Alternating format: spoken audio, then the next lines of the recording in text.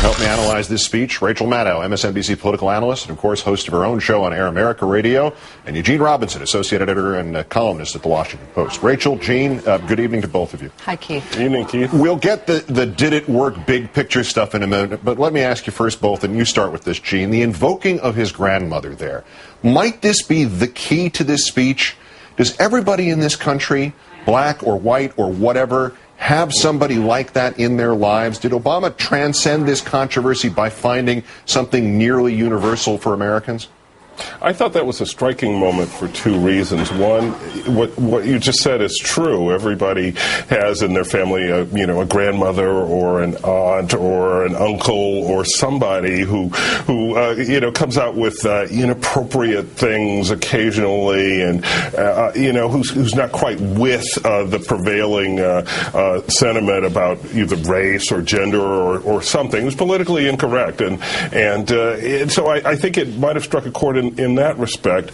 The other thing that's kind of interesting is that it's a reminder that Barack Obama has a white heritage as well, and it kind of reaches out to perhaps other voters, to perhaps white voters who they know it, but maybe they thought, oh yeah, that's right, he is biracial, and he does know things kind of from our point of view as well. Rachel, to that point, my grandfather, a firefighter, put himself in danger to save people, didn't care who they were. His parents were immigrants to this country, and they came to New York, in the late 1800s. They're so naive, they told him, don't touch a black person. The color will come off on your hands. Wow. And one night, I was 9 years old, my parents were out to dinner, he was babysitting me, television's on, in the middle of Hawaii Five-0 or Ironside or whatever the show was. On comes the news bulletin from Memphis, Martin Luther King assassinated. And my grandfather, who was a good man, says, why did they interrupt my show to tell me about some N-word getting shot? And it went right through me because I knew who Martin Luther King was, even though I was like 9. And now I knew about my grandfather. I can't talk to him about race relations. And if we start talking about who was the better ball player, Mickey Mays or Willie Mays or Mickey Mantle, I can't trust his answer. But I didn't love him any less, and I couldn't have thrown him under a bus somewhere. I'm just wondering, as complicated as this whole story is, did Obama bringing his own grandmother's prejudices into this thing suddenly make the whole issue amazingly simple? Yeah, Keith, it's probably exactly what it is. I think what he did was say, there's a million different or 300 million different stories to tell about race in America, but really there's one American story about this, and that is that when we become a more perfect union, part of that is that we get less racist. And, it was a non-patronizing speech. It was a not pandering speech. He did not oversimplify. He actually brought down his rhetorical tone a notch so that this would be something that brought light and not heat to a subject on which there is so much heat, in order to say, listen, we've got a political task at hand. We've got a leadership task at hand, and that is to lead America toward becoming less divided by race. And we are all part of that, whether you are black or white or both or neither. We are all part of that. We are all part of America's struggle to become a better place. And that means getting past what we've been through in race, with racism. And that means not lying to each other about what we've experienced, not lying about our grievances, not lying about what we've been through and what we've feared and what we've worried about. If we can be honest about it, we can transcend this and actually move forward and not get stuck in the same racial stalemate we've been in for generations now. Okay, stand by. Let's look at another part of this speech and I'll get your reactions to it. Beyond his personal relationship with Reverend Wright, the senator also addressed the anger and the bitterness within the black community from which Reverend Wright's incendiary comments took root. And before we continue the conversation with Rachel and Gene, let's make sure we've heard that part of the appeal that Senator Obama made today. For the men and women of Reverend Wright's generation, the memories of humiliation and doubt and fear have not gone away, nor is the anger and the bitterness of those years. That anger may not get expressed in public, in front of white coworkers or white friends, but it does find voice in the barber shop or the beauty shop or around the kitchen table. At times that anger is exploited by politicians to gin up votes along racial lines or to make up for a politician's own failings. And occasionally it finds voice in the church on Sunday morning. The anger is real. It is powerful. And to simply wish it away, to condemn it without understanding its roots, only serves to widen the chasm of misunderstanding that exists between the races. This is where we are right now. It's a racial stalemate we've been stuck in for years. And contrary to the claims of some of my critics, black and white, I have never been so naive as to believe that we can get beyond our racial divisions in a single election cycle or with a single candidate, particularly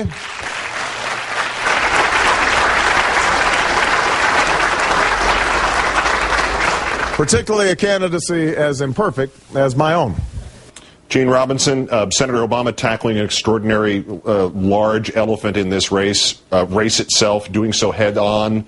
It carries obvious risks. The rewards presumably would be huge if you pull it off right. Is it too soon to say whether he will reap any rewards? You spoke to him after this speech. What does he think? Well, he thinks this is something he had to do and wanted to do. He said obviously his campaign had been put in a challenged position by all the controversy over Reverend Wright and his comments. Senator Obama said he saw this as also an opportunity to say some things that maybe blacks say in private about race, that whites say in private about race, that they don't say to each other, that they never say to each other. And he said that's what he had tried to do today, just kind of bring some of that stuff up and put it on the table and talk about it. Now, yes, it is too early to say whether this, it doesn't put the issue to rest. And in fact, it raises all sorts of interesting questions and interesting threads to pursue. It's too early to say whether this did what he needed it to do, which is to kind of stop, get him off the defensive and get his campaign kind of moving forward again. But I think that the consensus is that it was really a remarkable speech, not least for the way it addressed the fears and concerns and apprehensions of white Americans, white working class and middle class Americans who have concerns about busing, who have concerns about crime, who have concerns about affirmative action. And he hit these hot button issues directly. And it was really quite interesting. And Rachel, to the subject of response, as I mentioned at the top of the hour, a large number of largely positive reviews for this speech from people you might not expect to be receptive.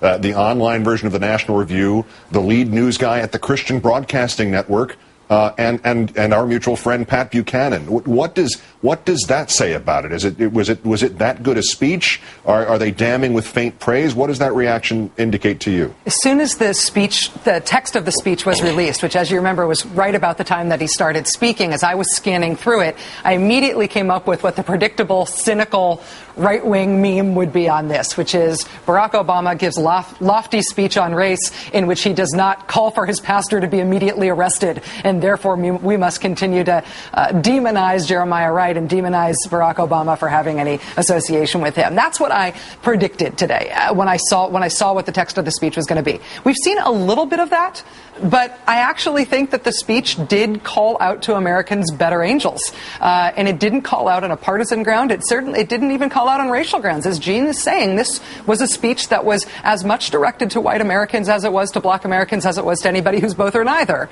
And this is something that I feel like, Barack Obama is speaking to Americans without patronizing, without oversimplifying, because he thinks we can take it.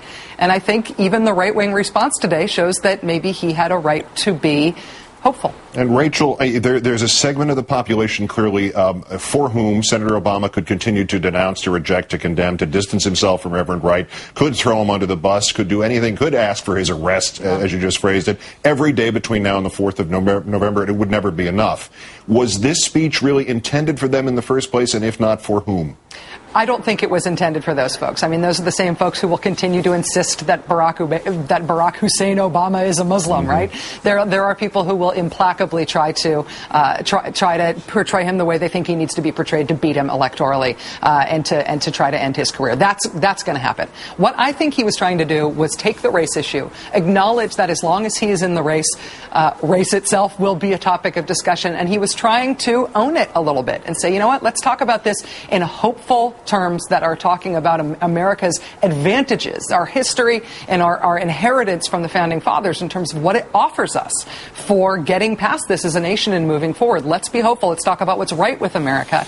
And in that sense, I think he's trying to kind of own the issue and put it behind him. I think it's interesting that, you know, tomorrow and the next days, he's going to pivot away from race as much as he can. Gene Robinson, last word. Can you talk nuance to 21st century American voters? You could try. It's interesting. Everyone has an experience of race. I don't think this was over Americans' heads, and I think it might connect. People might get it. It was, it'll be a great experiment to see if you can actually, form a sentence of more than 15 words, and people can follow you.